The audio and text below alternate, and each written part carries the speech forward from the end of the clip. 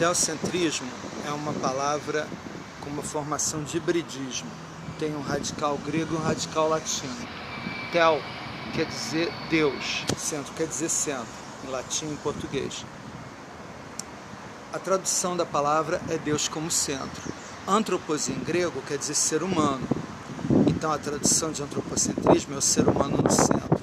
Mas a simples tradução não expressa bem o que é o fenômeno social e histórico. O teocentrismo é quando a autoridade religiosa domina as práticas de saber e poder de uma sociedade. Isso aconteceu na Idade Média Europeia, mas aconteceu em vários impérios da Antiguidade, como a Babilônia e o Egito. E também acontece em alguns países do mundo árabe ainda. Quando o saber científico, qualquer tipo de saber, passa pelo crivo, pela peneira, pela censura daquela autoridade religiosa e também a determinação de como se constitui o poder político ali é feito por ela, aí você tem o teocentrismo. O antropocentrismo é quando a sociedade laica disputa as práticas de saber e poder. Então, não tem uma dominação. O antropocentrismo, ele está em Gênese, na Grécia, na polis grega, na polis democrática grega da época clássica, está em Roma, em Gênese, mas ele se realiza plenamente no Ocidente contemporâneo, que se espalha pelo mundo, né? A Idade Média Europeia, então, foi teocêntrica. E a Era Moderna, que aconteceu a partir do século XVI, o marco do início da Era Moderna é a queda de Constantinopla pela invasão dos turcos, em 1452, que determinou, que forçou os europeus a buscarem o caminho para o Oriente, onde eles buscavam mercadorias que tinham alto preço na Europa. Então, ali começa a Era Moderna. Existem 3 grandes estilos literários e artísticos na Era Moderna, que são os séculos 16, os 500, né? O século 17, os 600, e o século 18, os 700. A Era Moderna acaba em 1789, quando começa a Revolução Francesa, que é o começo da Era Contemporânea, também muito influenciada pela Revolução Industrial, que começou na Inglaterra na década de 60, 1760, mas se espalhou lentamente pela Europa. Então, cada século desses, da Era Moderna, tem o predomínio de uma forma artística. No século XVI, que é o quinhentismo, é de 1500 a 1600, a gente tem o classicismo. Menos no Brasil, porque, quer dizer, nas colônias da América, que aqui o que teve foi a literatura de formação e a literatura jesuítica, que não era clássica. Ela estava muito mais ligada à literatura medieval, à literatura religiosa medieval. Mas na Europa, sim. Aí eu dei o grande exemplo de Camões, que é o maior poeta clássico português, não é o único, houve vários. O outro século, o século seguinte, você tem o Barroco, que começa na Espanha. A Renascença, que é o classicismo, tinha começado na Itália. O Barroco começou na Espanha, mas se espalhou. Uma característica do Barroco é a grande religiosidade e o impulso católico muito forte. E está ligado à Contra-Reforma, que tentou recuperar as pessoas para o catolicismo. Não teve jeito, a Reforma Protestante colocou a maioria dos países de fala germânica como protestantes. A Inglaterra criou sua própria expressão, que é o anglicanismo, não é nem católico nem protestante. E os países latinos, que são mediterrâneos, né, continuaram católicos. E ali houve uma grande influência da Contra-Reforma e o desenvolvimento da arte barroca. A arte barroca acontece no mundo que é o mundo moderno, um mundo onde já tem as navegações e o começo da ciência, da física contemporânea. Também a industrialização começa a acontecer, então é um mundo mais burguês, é um mundo mais técnico, né? E é um mundo da cidade também, onde você tem os negócios acontecendo. Então, já não é o mesmo mundo medieval. A cidade na Idade Média, quando havia, era algo muito periférico. era um lugar para ter as feiras e tal. Agora, no mundo moderno, a cidade já começa a ter essa complexidade que ela tem, e você tem os reis absolutistas unificando e as nações modernas nascendo. Nesse contexto histórico e social, o barroco ele prega um retorno sentimental e intelectual e espiritual aos valores medievais. Então, o homem barroco é um homem que quer valores religiosos medievais num mundo que já é burguês e que já não tem a mesma cara do mundo medieval. Então, a alma barroca, a alma do homem barroco faz um homem dividido, um homem que anseia por valores medievais quando está num mundo que é moderno, que não é medieval, né? A característica, assim, essencial do barroco é a divisão, é o homem dividido. E isso fica muito claro, é muito fácil de mostrar na divisão entre fé e razão, que redunda na divisão entre valorizar o mundo carnal e material versus a valorização do mundo espiritual, quer dizer, o dilema entre espírito e matéria, entre religião e mundaneidade, né? Não é materialismo no caso, mas é valorizar o mundo. Mas na verdade, a mola do barroco é a espiral. O caderno em espiral não é a espiral, não existe essa palavra, tá? Seria caderno espiral, mas o caderno em espiral não traz uma espiral. Aquela molinha do caderno é uma helicoidal, que é um movimento de uma hélice, como se fosse de um avião, indo para frente. Então ele faz aquele movimento assim. A espiral primeiro que ela não acontece no espaço tridimensional. A espiral ela é bidimensional, como desenha a folha de papel. Segundo, que ela vai abrindo. Então ela é um círculo que nunca fecha, que ele vai se tornando mais amplo, mais amplo. Essa imagem, eu acho que ela é bastante ilustrativa da alma barroca, de como funciona o homem barroco, a mentalidade barroca, que é uma mentalidade que nunca está pacificada. É o agon, que significa luta em grego. A agonia é uma luta interna do eu consigo mesmo. O homem barroco é um homem que o tempo todo joga contra, disputa consigo mesmo, entendeu? Uma partida infinita. Então, ele sempre vai mudando para o outro lado. Mas aí ele volta para o lado A e lado B. Vai para o lado A, mas vai para o lado B com mais força. Mas volta para o lado A com mais força. Por isso a aba vai aumentando, entendeu? Volta para o lado B com mais força, volta para o lado A com mais força. E isso é infinito. Essa é uma época em que o Newton inventa o cálculo diferencial, e independentemente dele, sem um saber do outro, o filósofo Leibniz também inventa o cálculo diferencial, que é o infinitesimal. E o barroco tem que ver com o infinitesimal. Um grande livro, mas é um livro muito forte sobre o barroco, é A Dobra, em francês Le Pli, do Gilles Deleuze, em que ele estuda a casa barroca, que é sobre Leibniz, né? Que é um pensador barroco, e pensa a mônada, que é a casa do ser, que tem janelas para o mundo. Mas, falando em termos de literatura, a gente pode simplificar mais isso, exemplificando, por exemplo, com Gregório de Matos. O Gregório, ele foi um homem que teve formação religiosa para ser padre, era formado em leis, mas ele era padre de dia, de noite ele ia para o bar, e ficava com as mulheres ficava bebendo e ficava cantando músicas que ele fazia com letras que falavam ou temas muito pesados, moralmente falando, ou agrediam as autoridades todas, inclusive as autoridades religiosas e civis, né? O governador-geral e o bispo, todo mundo ele satirizava. O padre comum, a freira, todo mundo ele satirizava de uma forma muito pesada. Ele foi expulso da igreja e depois foi perseguido e atentaram contra a vida dele, teve que fugir do Brasil, e a vida inteira do Gregório, ele que foi no século XVII, 1600 e tanto, na cidade da Bahia, atual Salvador, né?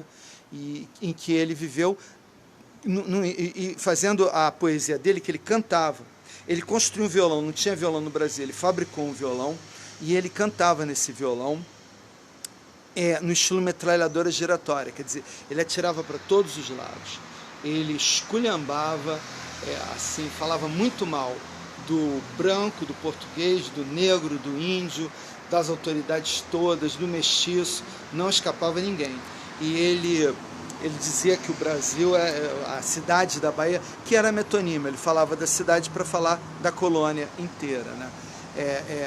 Todos que não roubam, muito pobres, os que não roubam, muito pobres, eis aqui a cidade da Bahia. Na verdade, ele estava falando do Brasil. Foi a primeira vez também que um escritor brasileiro teve consciência nacional. Isso antes de haver a nação. Mesmo colônia, a crítica dele tão feroz, tão tremenda, era uma crítica imaginando um país que não fosse explorado, etc. Né? Então já tem uma ideia nacionalista, mesmo ele agredindo todas as facetas e faces do povo brasileiro. Ao mesmo tempo, ele fazia poemas líricos super delicados, entendeu? Apaixonados, e ao mesmo tempo fazia poemas religiosos, arrependidíssimo, entendeu? Dizendo que ele não era mais aquele que tinha falado aquilo e tal. Não é que uma fase da vida dele ele fez um e na fase ele fez outro. Ele ia, assim, camaleonicamente, mudando de fases e voltando, porque ele era uma alma barroca. Uma alma barroca pode existir em qualquer época, tá? Toda vez que o homem tiver essa ânsia da espiritualidade e ao mesmo tempo essa constatação da mundanidade, né? O gótico medieval tem aquela ânsia do espiritual, então ele quer se elevar, ele espiritualiza a pedra, por exemplo, vai fazendo aquelas pedras que se elevam e tal. O clássico, ele quer o mundo real, então ele pinta pessoas saudáveis, gorduchas, rosadas, e ele quer estudar o mundo real, inclusive desenvolvendo muito a medicina e as outras ciências nessa época.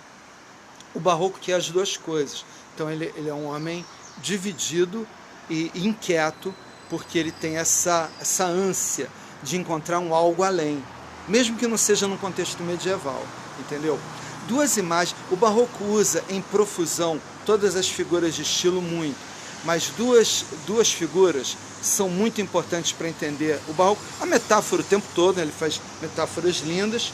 A metáfora é uma comparação sem um termo de comparação. Por exemplo, Jorge é forte como um leão. Isso é uma comparação. Jorge é um leão, é uma metáfora. Só um elemento que une os dois termos, que você depreende na metáfora. Por exemplo, a força ou a coragem. Então, o Jorge é um leão, logo o Jorge é muito corajoso, ou o Jorge é muito forte, ou as duas coisas. Existe um termo de comparação, tá? Fulana é bonita como um dia ensolarado. Fulana é um dia ensolarado. Aí é uma metáfora. Se eu falo tal qual um dia ensolarado, como um dia ensolarado, vira uma comparação. Então a metáfora é a aproximação de dois termos para ressaltar uma característica que eles teriam em comum, para atribuir uma delas ao outro, entendeu? Mas o que mostra bem a cara do barroco é a antítese, que é a aproximação de dois termos contrários, aproximação assim espacialmente no texto, ou na mesma frase, ou no mesmo parágrafo, próximos no período. Você bota, no mundo existem ricos e pobres, né? Isso é uma antítese. No mundo existem ricos, os ricos são os ricos, e existem pobres, os pobres são os pobres. Maria ama João e odeia José. Então, ela ama um e odeia o outro. É uma antítese, não tem nenhum problema. O grande figura do barroco é o paradoxo, que ele une em si duas ideias contrárias. Então, esse é o homem rico mais pobre que eu conheço, né? Maria ama e odeia o João ao mesmo tempo, né? Toda vez que você coloca, como o Camões, que era clássico, mas o Camões tem uma época dele que ele é maneirista, e o maneirismo já é quando o clássico começa a diferenciar e começa a apontar para o barroco. Então esse excesso de antíteses e paradoxos no Camões já é uma característica maneirista que vai ser mais forte ainda no barroco. Por exemplo, quando o Camões fala em rios de fogo, né? Um rio pegando fogo É um paradoxo. Então, paradoxo é a ideia que contradiz a si mesma. Tá? E o Gregório, como todos os barrocos, é rico em paradoxos. Tem outra característica do barroco também, é que existem dois grandes tipos de escritor barroco. Um é o cultista, não é ocultista não, é cultista, vem de cultura, culto. O cultista, ele trabalha muito com o jogo de palavras, que na verdade vai ser um jogo de imagens, né? Então ele trabalha com a sonoridade, com as imagens que a literatura dele produz. Já o conceptista se foca nas ideias. Então ele faz um texto muito argumentativo, cheio de ideias desenvolvidas, de raciocínios, entendeu? O poeta Ezra Pound, do século XX, americano, ele fala que a poesia pode ser fanopeia, que é a predominância das imagens. Aí é cultista. Pode ser melopeia, que é a predominância do som. O mais importante efeito ali é o som. Aí é cultista. Ou pode ser logopeia, que é a predominância dos pensamentos. Aí seria conceptista. Tá? O maior, e o conceptismo é chamado de quevedismo, que o padre Quevedo, não esse que hoje aparece na TV, mas um tataravô dele, espanhol, padre Quevedo foi o maior escritor barroco conceptista, não era poeta. E o poeta Góngora foi o maior cultista, por isso. Então, uma tendência do cultismo ser feito na poesia e o conceptismo ser feito no texto em prosa religioso. O maior escritor conceptista do barroco nasceu em Portugal, mas viveu no Brasil quase a vida inteira dele. O português diz que ele é português, o brasileiro diz que ele é brasileiro, mas ele é grande nas duas literaturas, é fenomenal, é maravilhoso, que é os sermões do padre Antônio Vieira. Ele não fez só sermões, ele fez livros proféticos, como Clavis Prophetorum, que é a chave dos profetas, e fez outros livros. Tá? E os sermões que ele pregava são de uma coragem incrível, ele se metia na política, criticava o senhor do escravo, teve que sair do Brasil. Em Portugal ele defendia os judeus que estavam sendo perseguidos, e lá ele chegou a ser denunciado para o Tribunal de Santa Inquisição, mesmo sendo amigo e confessor do rei de lá. Né? Então, ele tinha essa característica de inconformismo e de se meter na política, se meter em tudo e prever um futuro gigantesco para uma nação que seria Portugal e Brasil juntos, como sendo a nação mais forte do mundo no futuro. É uma das profecias dele. E o texto dele é maravilhoso, é lindíssimo, vale a pena ler. Tá? Sermões que estão muitos, são vários volumes. Não sei se é tudo, não deve ser tudo que ele fez não, mas tem muitos que ele fez, e são lindíssimos. Quem estava assistindo a missa na Bahia, na cidade da Bahia, Salvador, eram senhores de escravo, e ele fala com os escravos que não estão assistindo a missa, dizendo que no céu os senhores é que serão escravos dele. Era muito genial. E o Gregório, que é o maior cultista, então o Vieira é o maior conceptista brasileiro, o Gregório é o maior cultista. Vou ler um poema que ele fez para Dona Ângela, a mesma Dona Ângela. Fez outro poema para ela, então a mesma que dedicou o poema anterior, dedica agora esse.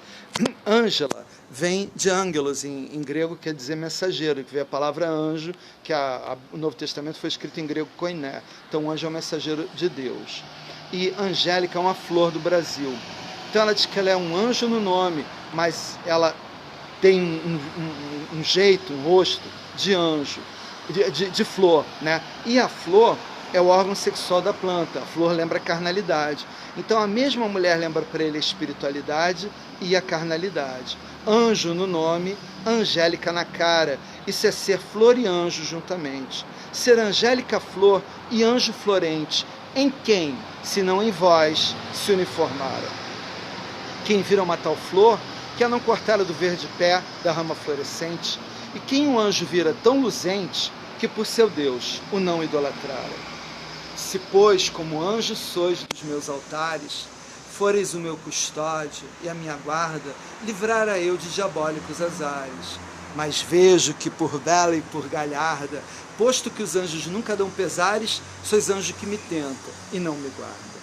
Então ele usa o mais que perfeito aí como licença poética no lugar do subjuntivo, né? Em quem e se não em você se uniformizaria ser anjo e flor ao mesmo tempo. O anjo é espiritualidade, a flor é materialidade. Ele a ama com todo espírito e com toda a carnalidade ao mesmo tempo. Ele não consegue chegar a uma conclusão.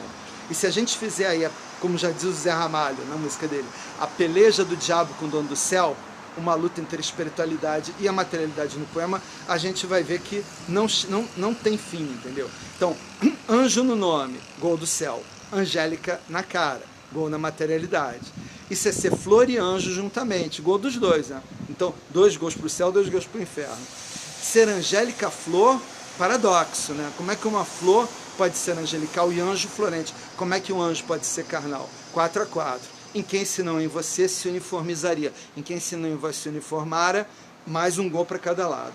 Quem vira uma tal flor quer não cortar do verde pé da rama florescente. Ele quer pegar a moça para ele. Aí é gol da materialidade. E quem um anjo vira tão luzente que por seu Deus o não idolatrara. Ao mesmo tempo ele quer idolatrar essa mulher. Um amor puramente platônico. Um gol para cada lado. Se, pois, como anjo sois dos meus altares, fores o meu custódio e a minha guarda, livrara eu de diabólicos azares. Como ela é o anjo da guarda dele, vai livrá-lo das tentações demoníacas. Gol do céu. Mas vejo que por bela e por galharda, ela é bonita, atraente, posto que os anjos nunca dão pesares, sois anjo que me tenta e não me guarda. Ela é o anjo que o tenta, lhe causa tentação e não o guarda da tentação. Então empatou aí, deu o mesmo número de gols para cada lado. Isso é porque é um soneto de 4 estrofes, né? Se tivesse 400, continuaria empatando. Por quê? Porque ele é barroco.